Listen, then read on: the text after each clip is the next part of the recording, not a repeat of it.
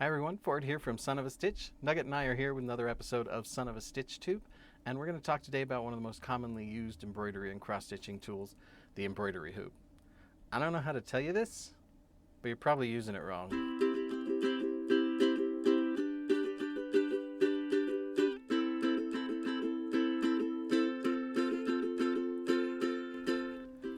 Nugget tells me that this is the only appropriate use for an embroidery hoop. I'm not entirely convinced that they're an expert on the subject. As far as using your hoops for stitching, though, we're going to talk about two different ways that you could possibly change the way you use your hoop in order to get more out of them. The first is about how you load your fabric. Most commonly, when people stitch on a hoop, you see them load their fabric like this, with their working surface on the top. I call this stitching on the drop. Most of the time when I stitch, though, I stitch in a method called in the well, down inside the concave part of the hoop. I'll show you a couple of reasons that I think that's better. Here's why that's an advantage. Suppose I just finished doing my backstitch on my text right here. I'm going to turn it over to bury my thread. If I've got my hoop mounted so that I'm stitching on the drum instead of in the well, when I want to bury my thread inside here, I'm going to run it under these stitches, but I need to run it this direction and I can't get at that because the thickness of the hoop is in the way. If I bridge it over and run it under this direction, my needle gets over there to the edge of the hoop, and if I try to pick that up to pull it through, I'm going to bend my needle and risk breaking it. If instead I've got my piece mounted for stitching in the well like this, when I'm finished with my thread and it's time to bury it under some existing stitches, all I have to do is run it underneath those stitches because I have easy access to them without the hoop obstructing my path. The process for loading your fabric this way is pretty simple. It's very similar to loading it for the way most people do. Take out your inner ring. Normally you would lay your fabric face up inside the inner ring. Instead you just lay it face down on the inner ring. Make sure your thumb screw is nice and open wide. Drop that down over it. Now you can stitch it this way.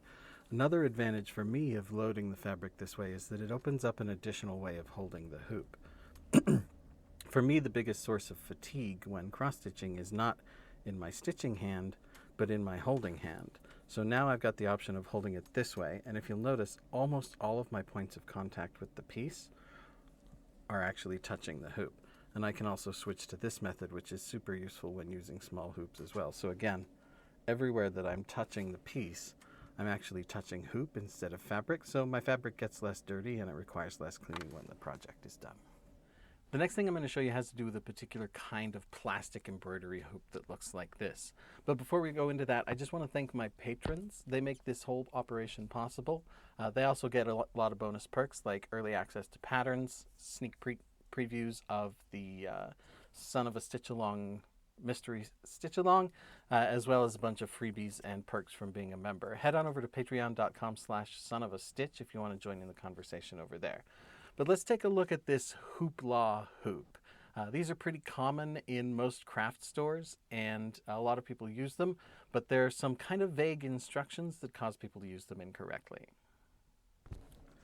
So if you look very closely at these Hoopla hoops, you'll see that it says stamped right along the inner ring, this side up. Now the unique characteristic of this particular type of hoop is actually a part of the inner ring.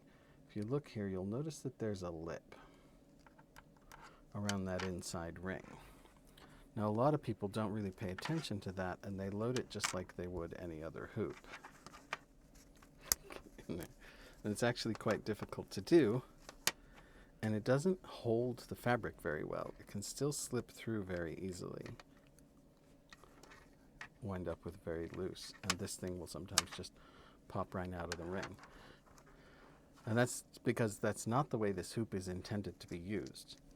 So instead, if we take our inner hoop and we set it down with the this side up text facing up, what that really ought to say is this side toward fabric.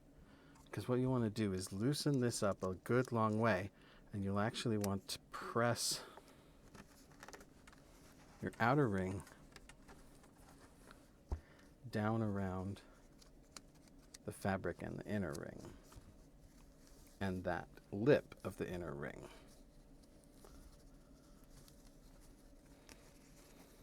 So that once it's on there, the fabric actually wraps around that lip on the inner ring, and that locks it in place, so it holds it a lot more snugly and helps you keep tension on your piece as you work.